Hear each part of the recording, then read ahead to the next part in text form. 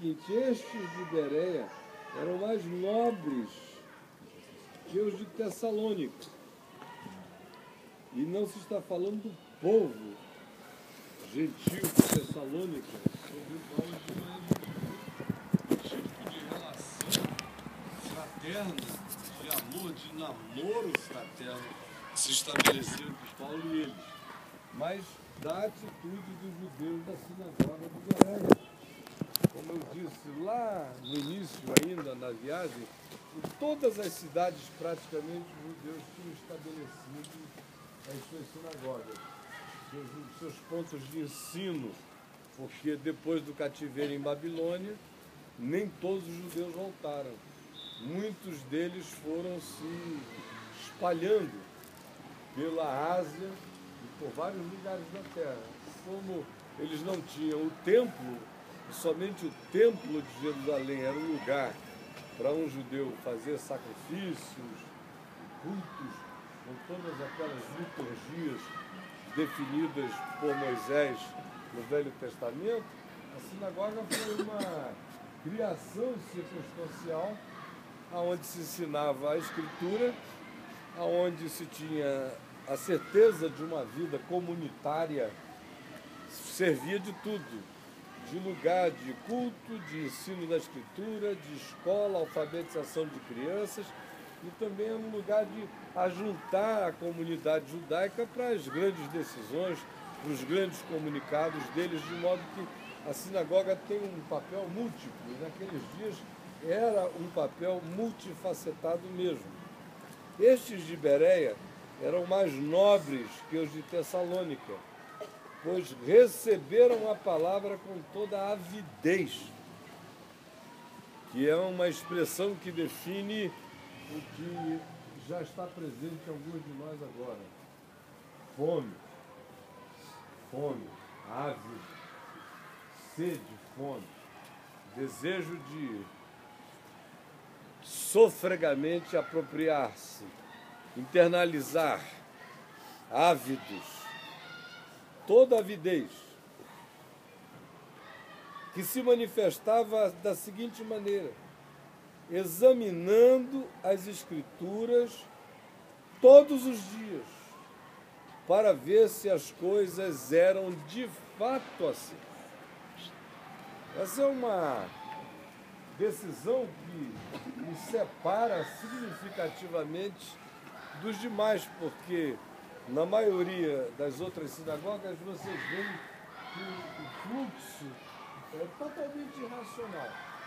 Às vezes eles estão ouvindo a Paulo, estão gostando de Paulo, basta que chegue um, cheguem dois, cheguem alguns e comecem a criar um alvoroço, um espírito de contradição, e logo aqueles que originalmente estavam interessados, irreflexivamente, ajuntam-se às fugas e aos movimentos caninos que brotam da implicância, do capricho, da inveja, dos sentimentos menores da vida, e quando você percebe, aqueles que antes estavam com aparente interesse, subitamente se passam para o lado de lá.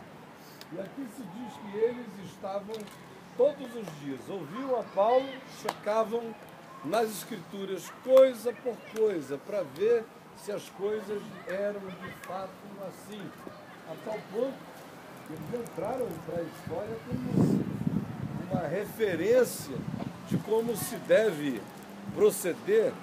E Lucas louva essa atitude que aqui é chamada de nobreza, essa nobreza de alma, de mente, de coração, de prudência, de sabedoria, de moderação.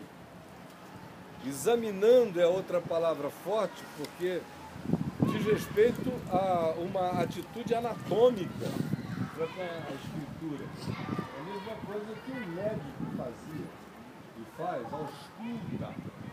Essa mesma palavra grega aparece aqui, lá na frente, na primeira epístola de Paulo aos Coríntios, quando se fala da ceia do Senhor, e que Paulo manda que se examine a si mesmo, e também, ainda aos Coríntios, ele diz: examinai-vos a vós mesmos, e era algo que também definia a qualidade, o valor e o significado das coisas. Alguém tem uma moeda aí, uma pataca boa?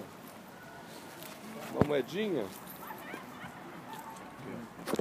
Ricardo é o homem das moedas, olha só, vou pegar essa. Tem muitas, hein? Que bênção essa moedona aqui dele, ó. Examinar naqueles dias tinha a ver com isso aqui, ó. Para ver qual era a natureza. Esse material aqui é cimento, então ele absorve. Mas quando você jogava uma moeda num mármore, por exemplo, logo você ficava sabendo a natureza do material da moeda pelo barulho que fazia na pedra.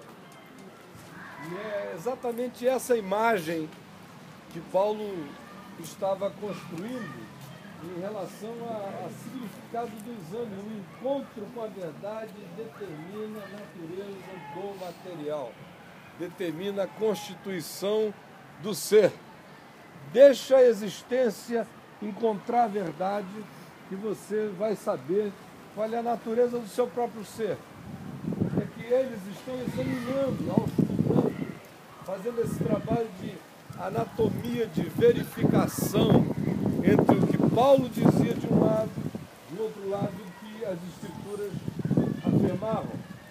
De tal modo que o texto prossegue assim: com isso, muitos deles creram.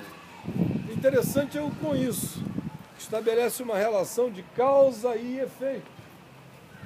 Não foi uma fé que nasceu simplesmente de uma experiência psicologicamente orgásmica. Nós estamos falando de algo que tem consistência. A fé, na sua natureza, ela não é racional. Porque ela, se fosse racional, o Evangelho não seria loucura.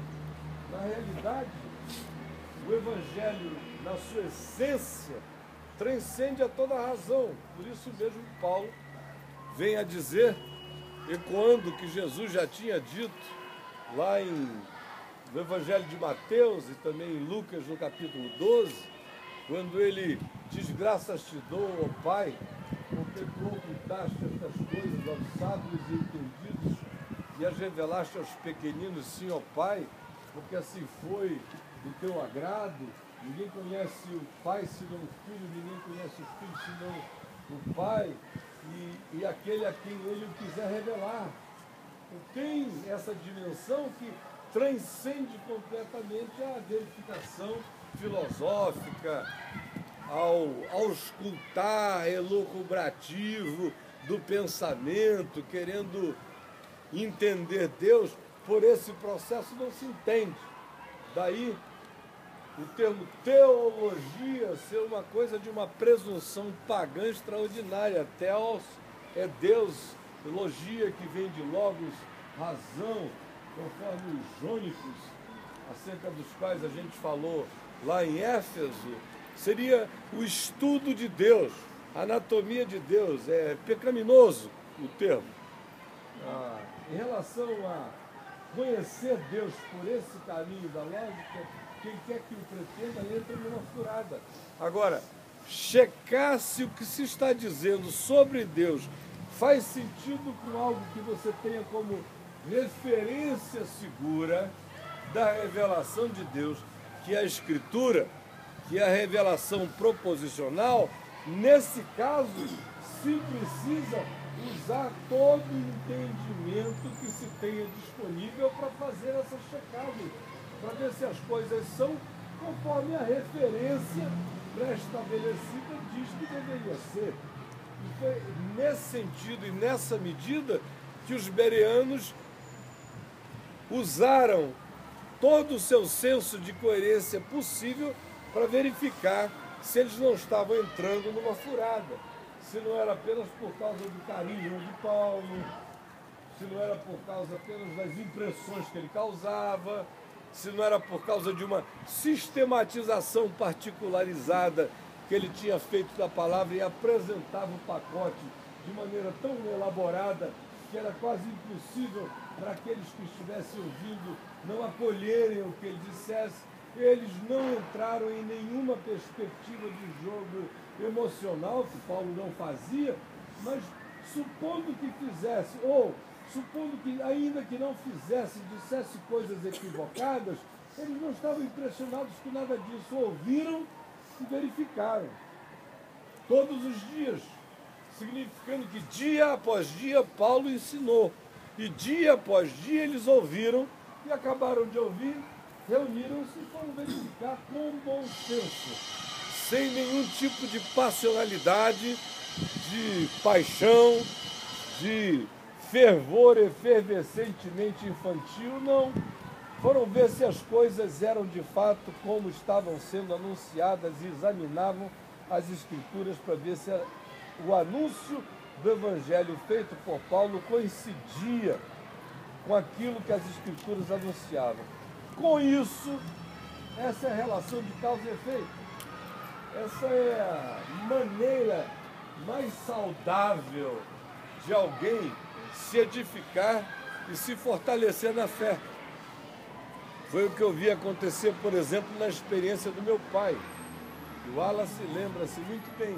Ele não se converteu ouvindo ninguém, embora houvesse um pregador maravilhoso que veio a ser nosso pastor, que veio a ser aquele que encaminhou meu pai posteriormente para a ordenação ao ministério, a quem eu guardei no coração e a minha família guarda com um amor familiar e paterno, que é o reverendo Antônio Elias, que está na glória, partiu para o Senhor 4 meses depois do meu pai nem tanto, meu pai faleceu em setembro e ele partiu em dezembro do mesmo ano.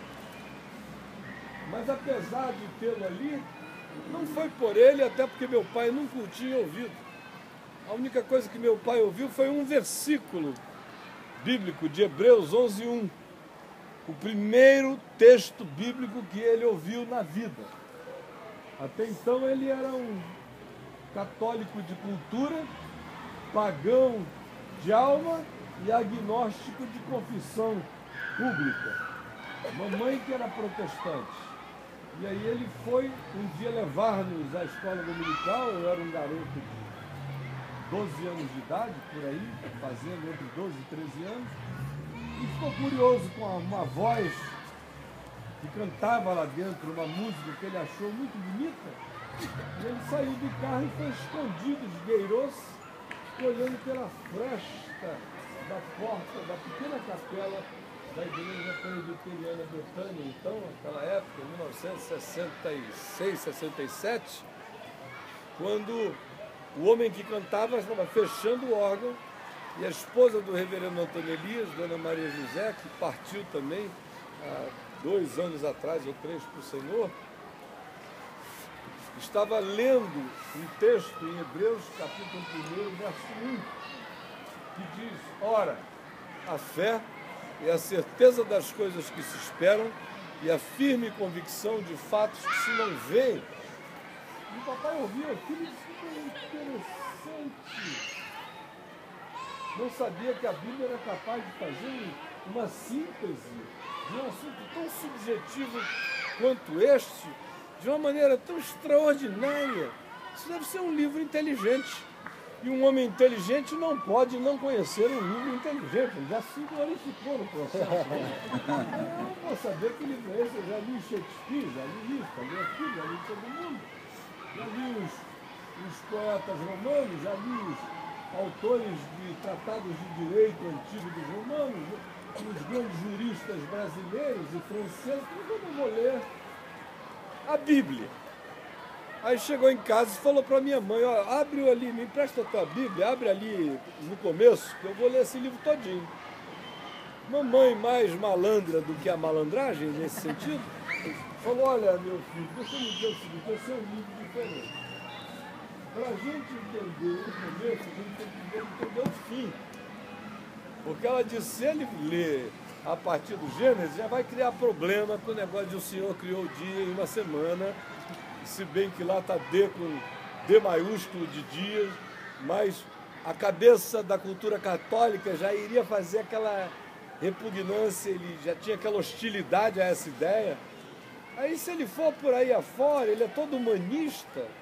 Esse negócio de Abraão circuncidou, cortou o prepúcio da criança. Que absurdo! Quando ele chegar, por exemplo, em Levíticos, ele pede, ele afoga. Aquele monte de lei, apedreja, e faz aquilo. Ela conhecia bastante para saber que ele não sobreviveria a Moisés. De jeito nenhum. Aí falou, olha, para entender bem isso, tem que aprender o que você não lê Mateus. Depois lê até o Apocalipse. Depois você pega no início, que aí você vai entender tudo.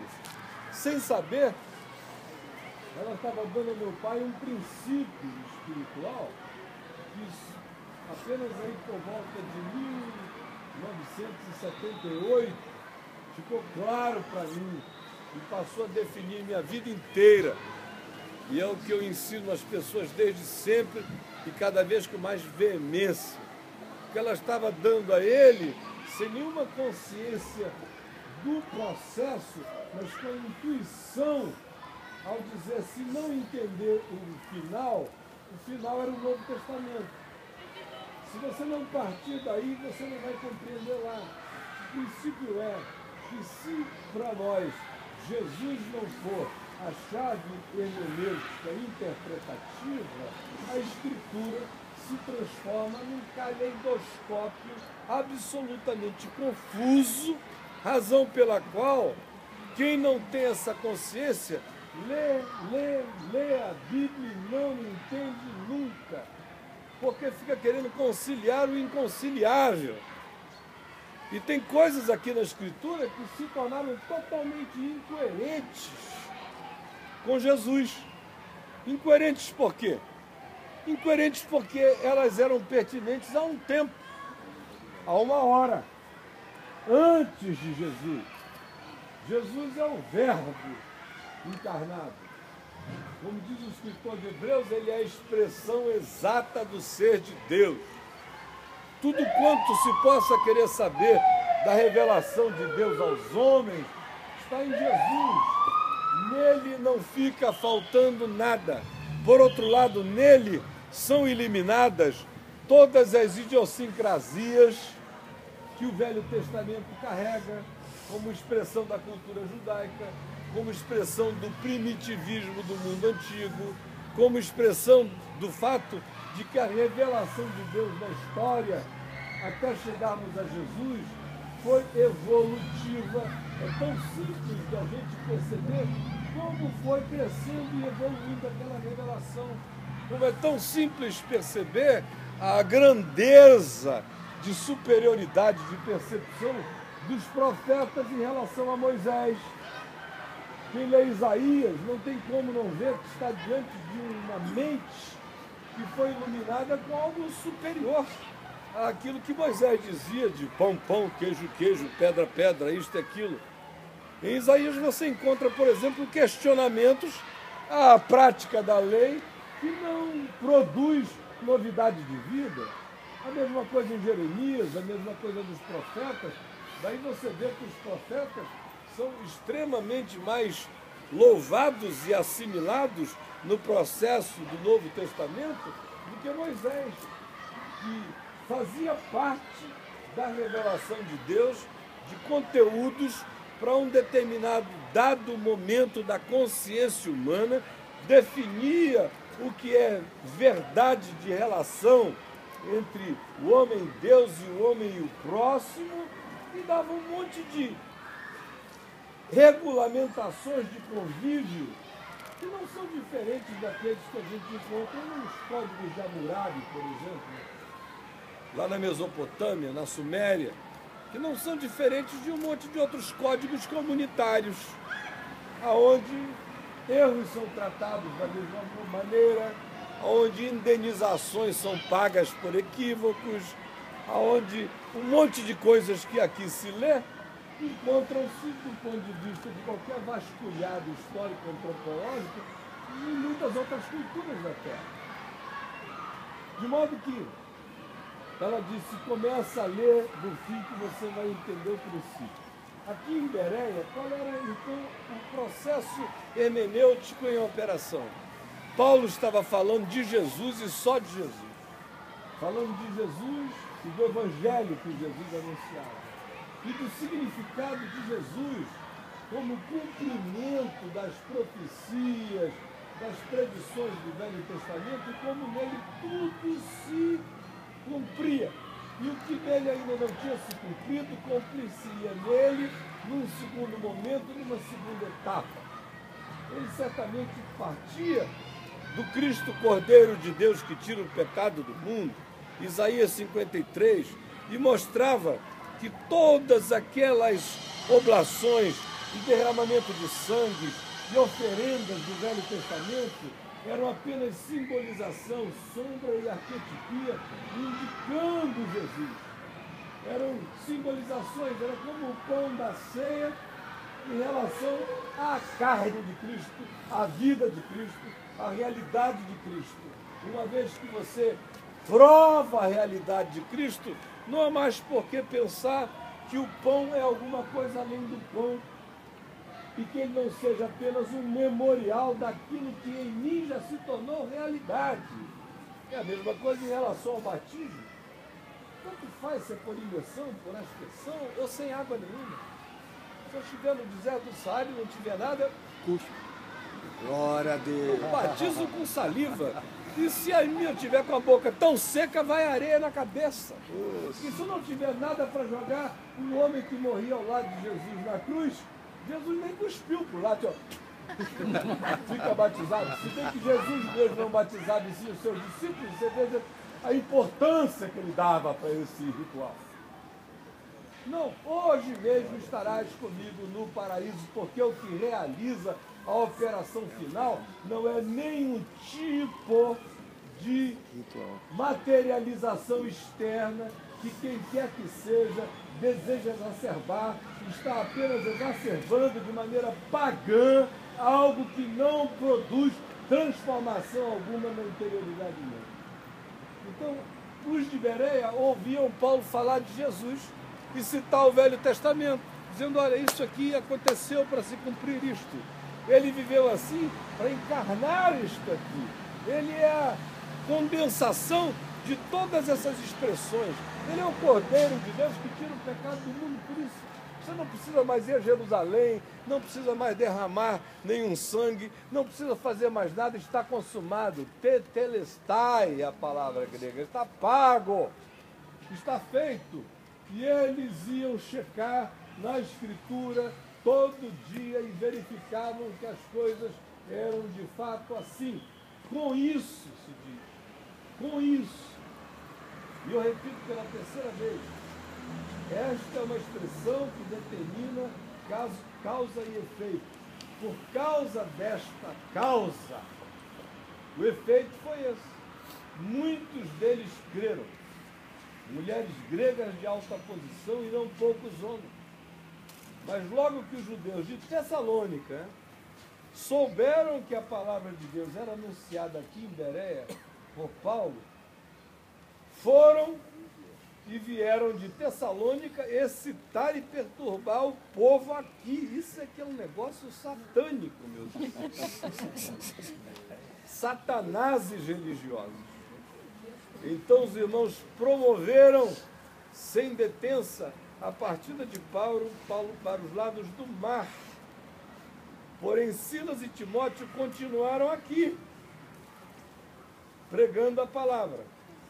Os responsáveis por Paulo levaram-no até Atenas. E agora eu acho bonita essa expressão, os responsáveis por Paulo. Parece que os caras disseram, olha, até Atenas nós vamos te segurar, rapaz. Tem muita sinagoga no caminho. Você não vai sozinho para lá não, porque senão você não termina essa viagem. Os responsáveis por Paulo o levaram até Atenas. E quando ele chegou lá em Atenas, algumas outras coisas vieram a acontecer, que são as que nós trataremos lá. E regressaram de Atenas com ordem de Paulo para Silas e Timóteo, para que o mais depressa possível fossem ter com ele lá em Atenas. Aí o verso 16, que vai ficar para o Areópago de Atenas, nos diz que enquanto Paulo exasperava em Atenas, o seu espírito se revoltava em face da idolatria dominante, o cara não se segurou. Porque Paulo não se segurava. O que eu quero dizer a vocês aqui de maneira rápida agora, em 10 minutos, porque nós temos que almoçar e mais 7 horas de viagem pela frente. Gente, uma vez eu estava com o Ciro, estávamos Adriana, Ciro e eu, naquela praça ali, hippie de Ipanema, onde tem a feira hippie, um domingo. E nós estávamos ali, tínhamos chegado da praia, resolvemos ir a pé de Copacabana até Ipanema para olhar ali a feira hippie. Eu de bermuda, a Adriana com sarong, sei lá o que, o Ciro todo à vontadão. A gente foi vendo as barraquinhas de obrinhas de arte aqui e ali, bijuterias.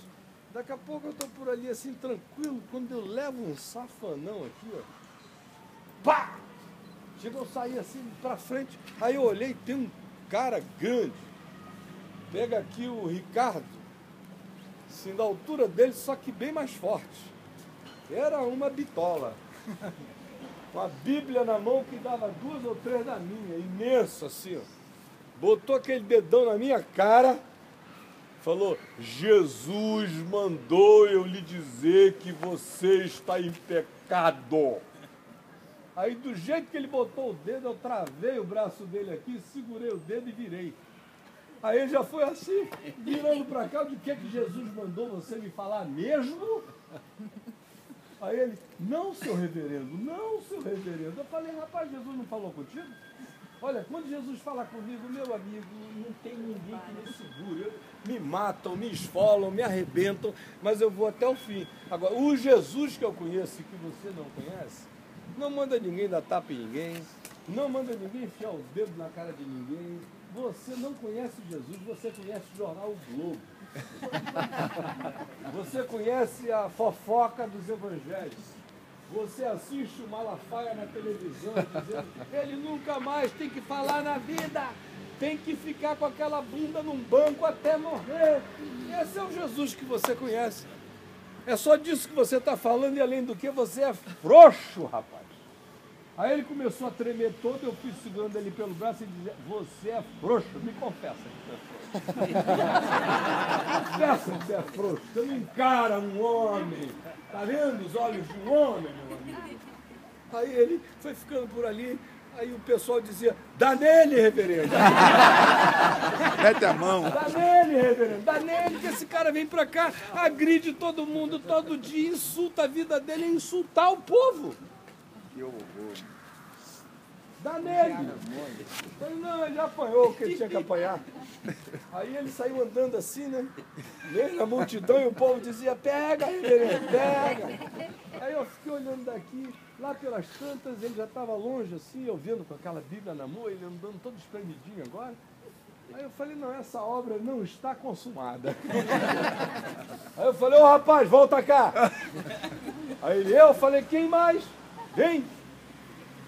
Aí lá veio ele assim, bem moreno como o Ricardo, mas ele estava meio branco, sabe? Aí lá veio ele, eu andei assim na direção dele, o encontrei no meio do caminho e falei, olha, sabe o que eu vim pensando aqui? Em te tomar essa Bíblia. Vou tomar essa Bíblia. Sério que você fica aí agredindo, usando a Bíblia para falar mal desse povo, destruir todo mundo? A Bíblia na mão de um cara como você é uma droga, é uma arma maligna, diabólica. Um homem como você não tinha que ter Bíblia. E a maioria dos crentes que eu conheço por aí, não adianta dar Bíblia para eles, porque eles não vão entender nada. Porque você já chega batendo em alguém, dizendo, Jesus mandou você fazer isso, dizer que você é um pecador. O Jesus que você concebeu é o dessa construção religiosa, porque você não aprendeu a Jesus na palavra. E quem não tem a Jesus como referência absoluta, qualquer texto que lê da Bíblia vai dizer a palavra de Deus para mim agora, nesse momento. Deus me diz agora? Somente sobe a este monte, Abarim, ao monte Nebo, que está na terra de Moabe, defronte de Jericó, e vê a terra de Canaã e os filhos de Israel que eu dou como possessão. Ah, o Senhor está mandando hoje que eu suba no monte para orar. O Senhor que falou comigo, eu tenho que subir no monte, senão Deus não vai se revelar. Não é assim que a maioria vai tratando a Escritura? Conclusão, ela vira um caleidoscópio de malucos, um negócio doido. Porque Jesus não é o eixo.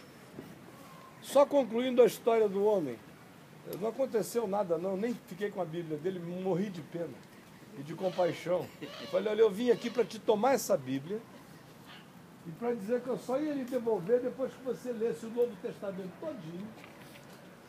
Eu iria te dar o meu endereço para você ir à minha casa depois de ter lido o Novo Testamento, que eu iria fazer uma sabatina para ver se você entendeu alguma coisa. Mas eu não estou nem com esse tempo, meu amigo. Só quero te dizer o seguinte, eu vou passar de vez em quando por essa praça. Olha que eu vou dar umas incertas. E se eu chegar aqui e você estiver perturbando esse povo, aí eu vou te tratar do jeito que você está querendo ser tratado. Aí, não, senhor reverendo, eu prometo que não vai nunca mais ter nada disso. Aí tinha um pintorzinho, um senhorzinho que estava lá pintando o quadro, olhando a história, ouvindo de perto, falou, reverendo, o livro é bom, o que estraga é o homem. O livro é bom, eu leio, faz muito bem, mas quando o homem tem a cabeça ruim, esse livro é uma desgraça, reverendo. Falei, esse e qualquer outro, meu companheiro.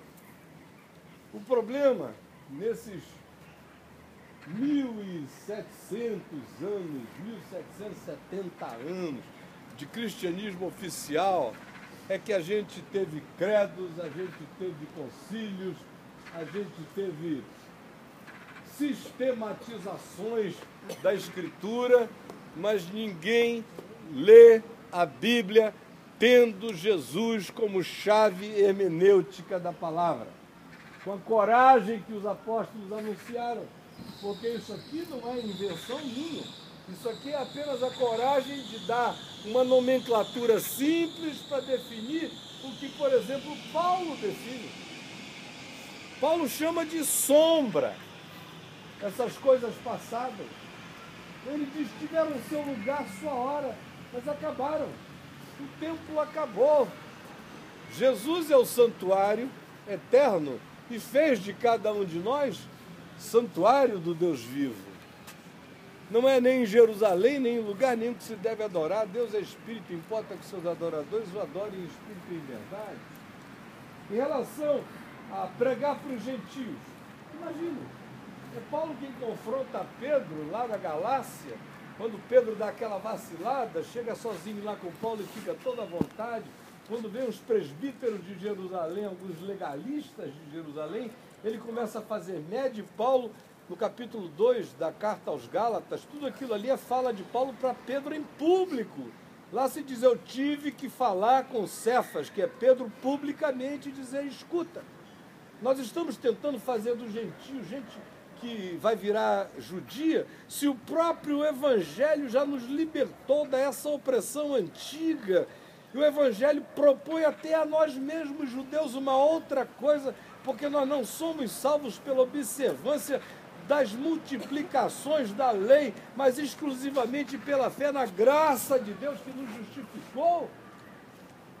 O escritor de Hebreus diz a mesma coisa. A carta de Hebreus é toda ela dizendo isso. Olha, o tabernáculo passou. O descanso que vocês têm não foi Josué que deu nem daria, só vem pela fé em Jesus.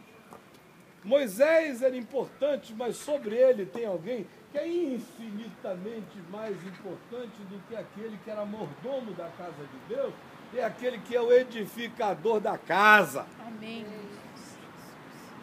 Os sacrifícios levíticos acabaram. O cordeiro foi imolado para sempre, acabou tudo isso.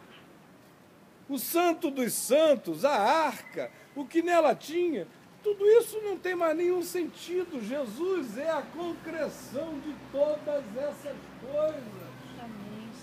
E ele não está preso a nenhum tipo de etnicismo, nem tampouco de cultura, de natureza judaica ou de nenhuma natureza, porque até nesse sentido Deus fez questão de instituí-lo como sacerdote, não segundo a ordem levítica da descendência de Abraão, mas segundo a ordem de Melquisedeque, que é alguém superior a Abraão, a quem Abraão encontra, diante de quem Abraão pede para ser abençoado e a quem Abraão paga o dízimo, reconhecendo que estava diante de alguém maior do que ele e maior do que tudo que ele tinha encontrado. E Jesus é o sumo sacerdote segundo esta ordem. Quem diz isso é Davi, num dos salmos.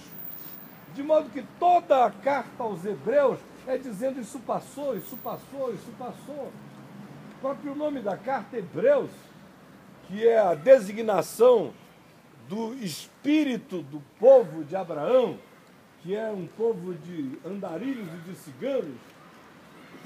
A palavra hebreu vem do hebraico, da raiz hebraica da palavra aipuru, que significa aquele que cruza sempre novos caminhos, de modo que o indivíduo não é hebreu se ele parar. Ele só é hebreu se ele estiver em movimento. É um estado existencial de crescer, de andar para frente. Se retroceder não é hebreu. A mesma palavra é usada para definir Davi. Enquanto Davi está sendo perseguido por Saul, dormindo de cova em cova, naquelas regiões todas ali do Mar Morto, escapando em Engedi, aqui e ali, fugindo para lá, atravessando ribeiros, indo para outras fronteiras, toda vez que esse movimento é feito, ele é definido como Aipuru. Na hora que ele se estabelece no templo, ou antes do templo, se estabelece na cidade de Davi, constrói o seu palácio, aí vem as Batsebas, vem as outras coisas, nunca mais ele é chamado de hebreu. Ele só é chamado de hebreu outra vez quando o seu filho Absalão conspira contra ele e ele cruza o ribeiro do Cedron chorando, ele é Aipuru, hebreu de novo, está no caminho, está no processo. Parou o estado de estagnação e entrou no processo existencial da volição. Então a carta aos Hebreus já era uma carta que dizia, vocês retrocederam. Por isso é que o capítulo 6 de Hebreus é tão forte quando diz, é impossível renovar para arrependimento aqueles que foram iluminados, que conheceram o dom do Espírito Santo, a boa palavra de Deus, os poderes do mundo vindouro e caíram. Cair não é porque foi ali e achou uma irmãzinha bonitinha, não. Caiu foi porque caiu da graça mesmo, abandonou a cruz, deixou o cordeiro e foi para a ovelhinha. Deixou o santuário eterno e foi para o templo. Fica lá dizendo, ai, fora desse muro Deus não me abençoa. Isto aqui é cair da graça de Deus. E ele está dizendo, vocês são hebreus, o caminho de vocês é para frente. Esse processo só se instala na gente se Jesus for o centro, absolutamente ele e nada mais além dele. De tal modo, minha gente, que o que eu encontro em Jesus serve para mim. O que eu não encontro em Jesus já não me serve. É simples assim. E aqui em Bereia, o que aconteceu foi isso. Paulo anunciava Jesus, ele checava. Coincidia, é isso mesmo. Coincidia, é isto mesmo. Coincidia, é isto mesmo. Até que nesse processo construiu-se na mente dele a certeza de que Jesus era o absoluto absoluto.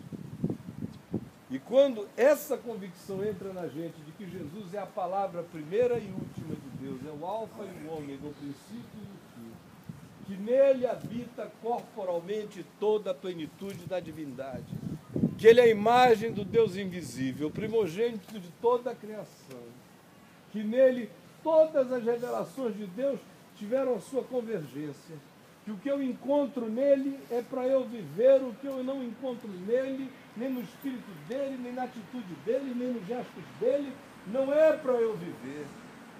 E a minha melhor maneira e única maneira de entender até o que Jesus disse, quando ele disse, bem-aventurados os humildes de espírito, eu não preciso saber grego para entender isso.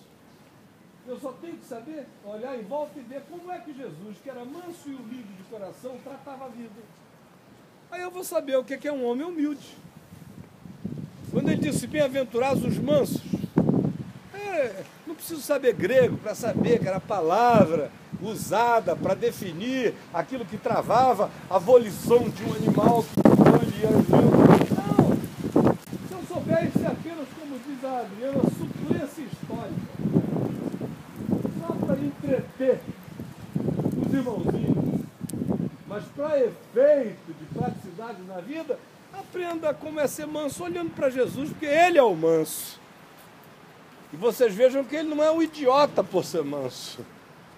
Tem a hora de chegar aí no templo e dizer fariseu hipócrita. Mas quem está falando ali não é um indivíduo que surtou, é o manso. Porque exerce um controle absoluto sobre si mesmo, do contrário, tudo em volta desapareceria. É o manso. Para eu aprender o que significa ser sal da terra e do mundo, é só olhar para Jesus. Ver onde ele entrava e onde ele não entrava. Quer saber o que é ser santo? Olhe para Jesus. Veja como ele comia com muitos, comia com todos. Ele só não comia com um safado religioso, hipócrita e sem vergonha. Aí ele preferia a companhia de publicanos, meretrizes, e ainda disse, eu vos digo que muitos publicanos e meretrizes vos precedem no reino dos céus. Para eu quiser saber, se eu quiser saber o que é ser gente segundo Deus, é só olhar para Jesus. Num certo sentido, minha gente, eu que não sou judeu, dou graças a Deus por ter acesso à Bíblia inteira e lê-la. Examinar todas as coisas em Cristo e reter o que é bom. Porque tem coisas aqui que já não são mais para mim, que não combinam com Jesus. Não dá para dizer eu sou de Jesus e obedeço a Bíblia toda. Eu não obedeço a Bíblia toda, porque senão eu não sou de Jesus. Porque tem coisas que da Bíblia que se eu praticar, eu estou praticando agora o primitivismo de algo que teve o seu lugar na infância da consciência, mas que agora, se for praticada por mim, eu terei que praticar contra o espírito do que Jesus fez e ensinou. De modo que Jesus é tudo. Só não vai me entender quem não gosta de pensar que Jesus é tudo. Mas quem ama Jesus, dizendo eu sei que ele é tudo, está entendendo perfeitamente o que eu estou dizendo. Amém. Só os que cultuam a Bíblia e não Jesus é que entram em crise quando eu digo isso. Qualquer um outro que tenha conhecido a Jesus, se apaixonado por Jesus, se dado a Jesus, se entregue a ele, diz, que mais preciso eu? Só tu tens as palavras da vida eterna, eu vou para quem? É aqui que eu fico, é aqui que eu estou, é aqui que eu me sedimento. E isso gera fé. Com isso, querido, com isso. Antes disso, você tem pacotes doutrinários, você tem adestramento religioso, você tem obediências de observâncias morais, você tem cultos de natureza ética, comportamentalista, behaviorista, mas não tem santidade plantada no coração, não tem consciência, não tem fé, não tem o espigão eterno em você. Estão me compreendendo, meus amigos? Então, para concluir, o que eu quero dizer a vocês agora, finalmente, irmãos? Finalmente, irmãos. Cheguem em casa, peguem os 4 evangelhos, leiam-no, entendendo até o evangelho, até o que Jesus disse, olhando para o modo como Jesus tratou o homem, tratou a mulher, tratou o rico, tratou o pobre, tratou o religioso bom, tratou o religioso hipócrita, tratou o religioso com fé, mas claudicante, tratou o religioso sem fé, porém arrogante. Vejam como foi que ele tratou todo da vida, como ele tratou os marginalizados, como ele tratou os leprosos, os aidéticos da sua época. Não quero comparar aqui o gay ao leproso, mas na cabeça do religioso, o homofóbico, diabolicamente homofóbico, O gay é visto como um leproso contaminado, que se chegar vai contaminar o grupo todo. Veja como Jesus encontra o leproso e que diz a ele: Senhor, se tu quiseres, tu podes purificar-me. O que Jesus faz? Mas antes de dizer quero, o que Jesus faz? Tocando-lhe, enfiou a mão na chaga, pegou e lhe disse: se eu quero, olha aqui, onde é que está a minha mão? A tua ferida. Quero sim, fica aqui. Esse é o espírito, essa é a atitude. Se não for assim, não é segundo Cristo. Não é segundo Jesus. Você pode andar com a Bíblia decorada e sem evangelho, sem Deus no coração. Então, o espírito dos bereanos é o espírito de todo aquele que, em ouvindo sobre Jesus, vê na Escritura, que é a referência mais antiga que eles tinham, e aí diz: o que se diz sobre Jesus confere com a palavra. Só que nós já estamos um passo além dos bereanos. Que passo é esse? Pô, naqueles dias não tinha o Evangelho de Marcos, que é o mais antigo dos evangelhos, não tinha Mateus, que é o segundo, não tinha Lucas, que é o terceiro na ordem, não havia João, que é o último, não havia as cartas apostólicas, não havia nada. Eles estavam apenas ouvindo palavras que saíam de bocas de homens e tinham as escrituras do Velho Testamento e eram judeus. E Paulo, querendo ganhá-los, falava de Jesus e diziam: cheque aí, cheque aí. E eles foram checando. Nós hoje estamos um passo além. Nós temos a informação de Jesus contida nesses 4 evangelhos e temos muitas das interpretações desses significados aplicados nas cartas dos apóstolos, de modo que Jesus é a nossa pedra angular e nós estamos erigidos e erguidos no fundamento dos apóstolos e dos profetas. Agora, até o que Jesus disse, para eu entender sem exacerbações, eu não tenho que fazer um curso de grego nem de aramaico, eu só tenho que observar como é que ele tratou as pessoas, porque se ele é o verbo encarnado, e ele não é esquizofrênico, não é Deus Emanuel conosco em fase de internamento de esquizofrenia, se ele é um ente inteiro e é Deus encarnado, o que ele disse, ele praticou. Ou vocês acham que o que ele disse para os outros não foi o que ele praticou na vida dele o tempo todo? Ou não foi exatamente essa prática que iluminou a mente dos que observavam para entender o que ele estava dizendo? Ora, eu entendo os ensinos de Jesus pelos movimentos, pelos gestos e pelo trato de Jesus. Entendo o que Jesus disse em certas ocasiões pelas explicações que ele deu a respeito daquilo que, tendo sido dito antes, não foi entendido, mas ele explicou mais detalhadamente no particular. Mas qualquer outra coisa eu entendo e compreendo pelos movimentos do Cristo encarnado, no toque e nas relações dele no todo da vida. Até Paulo. Então vocês acham que eu leio Paulo e fecho os olhos e qualquer coisa que Paulo disser, farei tudo que seu Paulo mandar? Senão eu teria 2 encarnações. A gente já viu como Paulo carrega com verdade, com amor, com beleza, com sinceridade, com pureza, com as entranhas da alma dele, tudo que ele faz. Mas Paulo volta atrás. Tem horas que Paulo diz: eu vos disse para fazerdes isso, já agora, porém, vos digo, irmãos, façais assim. E tem várias outras coisas que eu olho para Paulo e digo: aqui não, mano, você devia ter feito diferente, maninho. Jesus aqui, amigo, ensina de um outro modo. Tua atitude podia ter sido uma outra. A expressão do vazamento da sua personalidade aqui, Paulo, foi mais extravagante do que a medida simples do Evangelho. Mas não muda nada, porque tudo mais que ele diz está carregado no que concerne a Jesus. Não há equívoco nenhum acerca de Paulo. Qualquer equívoco de Paulo tem a ver com dosagens de expressão do ser dele em alguns momentos. Como a gente vai ver lá em Corinto, eu vou lhes mostrar os ataques de passionalidade que ele também tinha. Porque ele era só um humano. Não eram os deuses em forma humana que baixaram até nós. Isso aconteceu em Jesus de Nazaré. Agora os evangélicos parecem que querem fazer de Paulo e de alguns outros segundo as emanações, terceiras emanações da divindade. Sabe qual é o meu pecado? É que eu só preciso de Jesus. Eu só quero Jesus.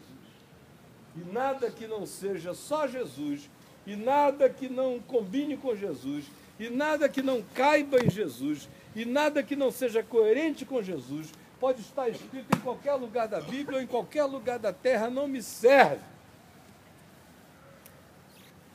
Aí você diz, mas o Novo Testamento não está na Bíblia? Bom, do ponto de vista de um judeu, é uma aberração que a gente tenha esses livros aqui e tenha enfiado nas escrituras antigas deles. Isso é um luxo que eu tenho, mas que se não tivesse não faria falta, desde que eu soubesse quem era Jesus. Eu vou lhes dizer mais uma coisa. Por que Paulo, escrevendo aos Romanos, citou tanto Abraão, Sara e outras figuras? Leia o capítulo 16 de Romanos que você vai entender como lá estava Alexandre, o Rufo, filho de Simão Sirineu, uma quantidade enorme de judeus, pessoas para as quais aquela argumentação comparativa entre Velho Testamento e a presença de Jesus e o ensino de Jesus era necessário, porque se eles estivessem na ilha de Malta, entre aqueles bárbaros que os trataram com singular humanidade, Abraão não tinha entrado nem na história. Para quê? Para quê? A pergunta é para quê?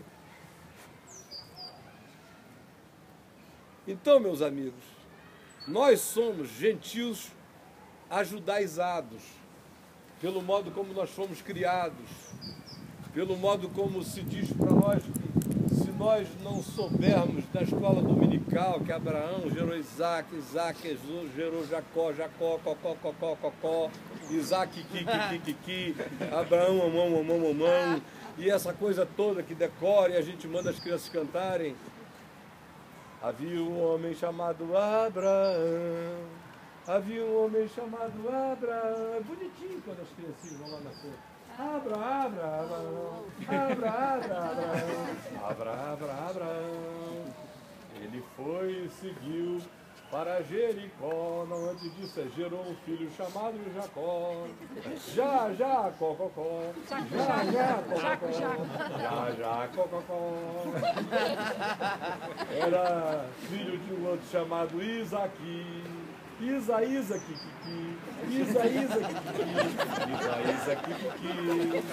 eles foram para Jericó, os três foram para Jericó, já é um milagre de reencarnação, os três foram para Jericó, Jericó, cocó, e as criancinhas lá, Jericó, cocó, um monte de gente na favela, no morro, não sei aonde, Jericó, cocó. Ora, Marcos, quando escreveu o evangelho dele, que não tinha nada a ver com judeus, o evangelho de Marcos é um evangelho secular, por assim dizer. Ele mandou para os romanos. O que o romano queria saber? Da genealogia de Jesus. Por isso Marcos não tem nenhuma genealogia. O romano não estava afim de saber disso. Só diz, olha, nasceu e rolou isso. Aí o pessoal, uau! Agora, Mateus, que pegou Marcos e queria evangelizar também judeus, botou uma genealogia. Mas o que o romano queria saber de Davi? Davi nada era a mesma coisa para ele. Abraão e coisa nenhuma era tudo igual.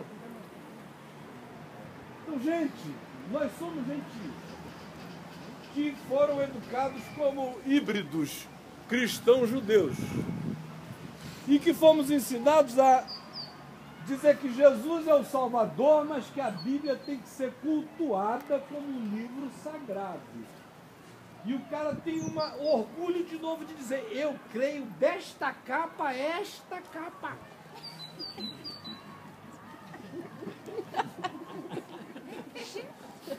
E Paulo iria dizer, olha, eu não. Tem coisa dessa aqui que morreu em Cristo, que a cruz matou, que eram rudimentos, é isso que ele chama de rudimentos. Não voltem aos rudimentos, fiquem apenas com o que é, com a palavra e com a revelação que glorifica a Jesus, e quem tem a consciência disso, lê o Velho Testamento e diz, isso aqui acabou. Se eu encontro algo nos Salmos, por exemplo, Salmo 137, eu tenho que, toda vez que eu leio o Salmo 137, tem que contar a história lá do cativeiro em Babilônia, como os judeus estavam furiosos, com vontade de matar o mundo. E eu leio aquilo como uma descrição psicológica, psicohistórica. Mas que eu não ensino para ninguém. Diz, olha, se inspire no Salmo 137, que termina dizendo, bem-aventurado aquele que pegar os teus filhos na Babilônia, pegar a cabeça deles e esfregar na penha e bater, bater, bater.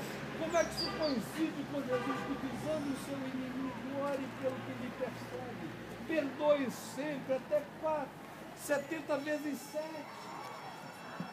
Como é que combina o Velho Testamento dizendo, escreveu, não leu, pedra nele por Jesus, e chega para a mulher que vai ser apedrejada e diz, quem entre vós se tivesse sem pecado, seja o primeiro que lhe atire pedra. Jesus é maior do que tudo, é maior do que o Velho Testamento, é maior do que os profetas, é maior do que tudo. E tudo que fica na nossa vida só fica se coincidir com Jesus. A partir de Jesus eu entendo Paulo e vejo toda a maravilha do compromisso dele com a pregação séria e sincera e certa do Evangelho, e também vejo as dimensões psicológicas das expressões dele, de Pedro, de Tiago, de qualquer um outro. É em Jesus que eu interpreto não só a Escritura, mas eu interpreto toda a vida. Tudo da vida tem que ser a partir de Jesus, e se não for a partir de Jesus, eu não ganho a mente de Cristo, não me torno um discípulo de Jesus. E a vontade de Deus é me tornar, no mínimo, uma miniatura de Jesus, até aquele dia quando eu serei semelhante a Ele, porque vê-lo-ei conforme Ele é. Até que esse dia chegue, eu vou absorvendo tudo o que dos evangelhos se descreve como ensino dele, como prática dele, como interpretação gestuada dele em relação a tudo que ele disse, e eu tenho todos os aplicativos de como é que um homem e uma mulher que são segundo Cristo têm que ser na vida, porque o meu chamado é simplesmente para repetir Jesus na história. Amém. Nos meus muitos vínculos, nas minhas relações, conforme as ambiências de cada um de nós e os limites da vida de cada um de nós. Jesus cabe na grandeza dos sonhos de Paulo, tanto quanto cabe no conselho que Paulo dá aos Tessalonicenses: busquem viver uma vida tranquila, trabalhando todo dia e ganhando sustento com as próprias mãos. Fosse na vida de um indivíduo que tinha o desejo espiritual de ganhar o mundo inteiro como ele, ou fosse naquele que morava em Tessalônica e que bem-aventurado seria se pudesse trabalhar todo dia, levar o pão para casa, viver ordeiramente, amar a sua mulher e os seus filhos, compartilhar o amor de Deus no encontro que tivesse com as pessoas do seu caminho, tanto num polo dessa grandeza, quanto no cotidiano dessa outra. É só Jesus que tem que ser o arcabouço da existência de todo mundo. No meu site tem muito mais sobre isso, na GIVTV tem muito mais sobre isso, mas aqui fica essa pílulazinha verena para cada um de nós tomar. Amém. Antes da refeição. Amém. Amém. Deus nos abençoe. Caião, Um beijo. posso fazer uma oração? Pode.